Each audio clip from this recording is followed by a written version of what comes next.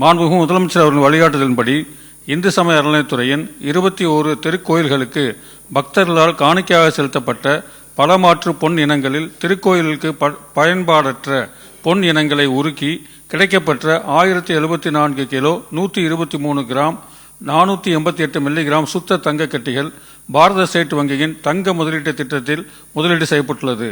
இதன் மூலம் ஆண்டொன்றிற்கு திருக்கோயில்களுக்கு 17 கோடியே 81 லட்சம் ரூபாய் வட்டித்தொகையாக கிடைக்கப்பெறுகிறது.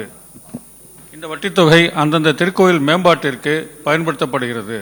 இந்து சமய அறநிலையத்தின் சார்பில் பாரத ஸ்டேட் வங்கியில் தங்க கட்டிகள் முதலீடு செய்வதற்கான தங்க முதலீட்டு பத்திரங்களை சமயபுரம் அருள்மிகு மாரியம்மன் திருக்கோவில், பழனி அருள்மிகு தண்டாயுதபாணி சுவாமி திருக்கோவில், ஆனமலை அருள்மிகு மாசாணியம்மன் ஆகிய திருக்கோயில்களின் அறங்காவலர் குழு தலைவர்கள் மற்றும் செயல் அலுவலரிடம் வழங்கி சிறப்பிக்குமாறு மாண்புமிகு முதலமைச்சர் அவர்களை நான் பணிவோடு கேட்டுக்கொள்கின்றேன்.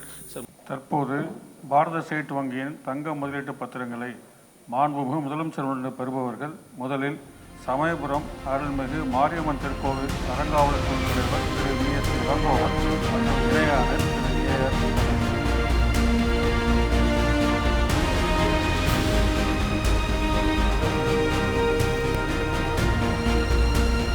அடுத்ததாக பழனி அருள்மிகு தண்டாயுதபாணி சுவாமி திருக்கோவில் அறங்காவலர் குழு தலைவர் திரு K.M. சுப்பிரமணியன் மற்றும் இணையாணையர் திரு மாரிமுத்து.